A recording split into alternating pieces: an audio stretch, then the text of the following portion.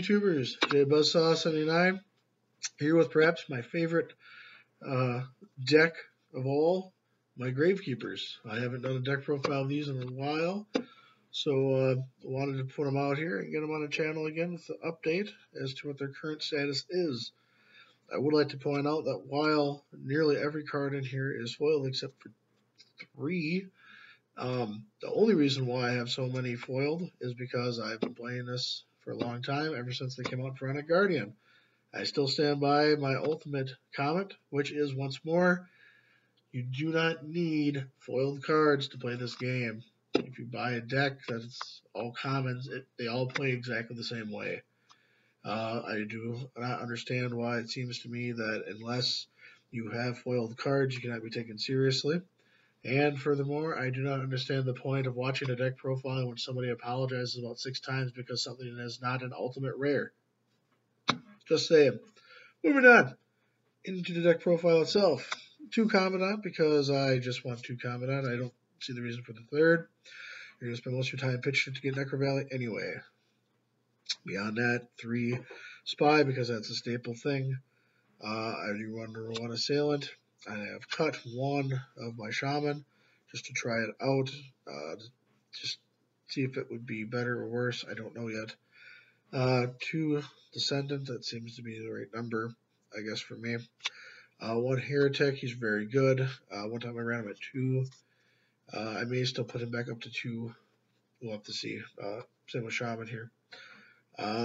3 Recruiters and 1 Nobleman.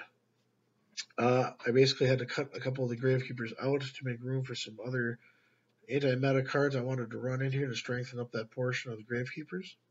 So I'm running a Thunder King Ryu because he says F you to all the special summons in the world and all the deck searchings that you want to do.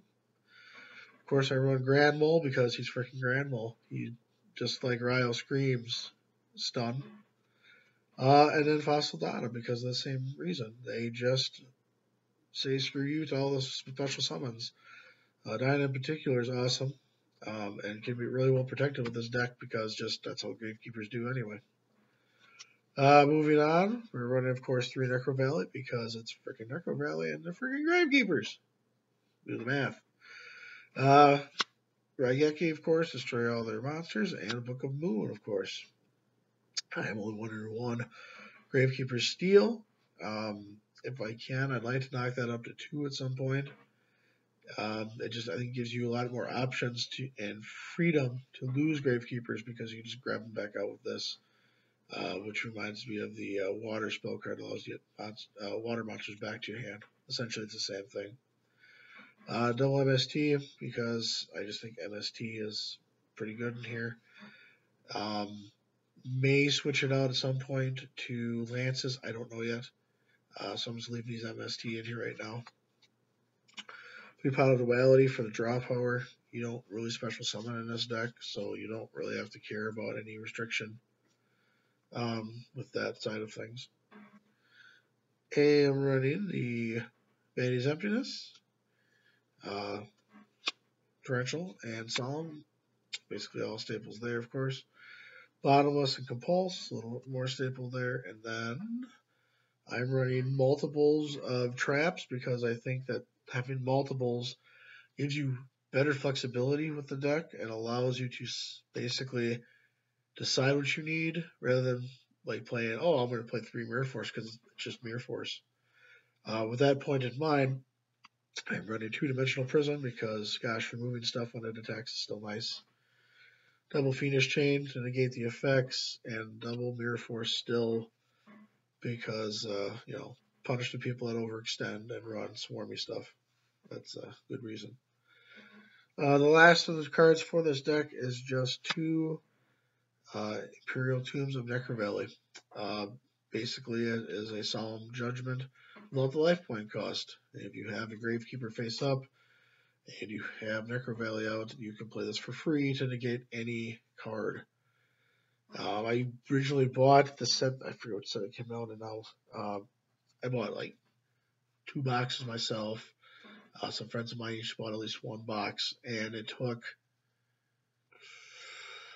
4 to 5 boxes at locals before I got a playset of these, and I was very happy with that. And I played 3 and went, well, it's just okay, and I caught one.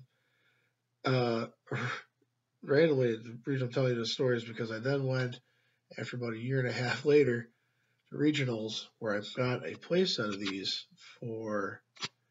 I was getting rid of them for $1 a piece, I think. So I actually have an additional set of Tombs Necker Valley for $3. And at some point on here, I'm going to be putting on my alternate Gravekeepers version, which basically is very close to my original Gravekeepers deck. So, however, that is the deck profile for the Gravekeepers deck. And, thumbs up if you liked it, thumbs down if you did not.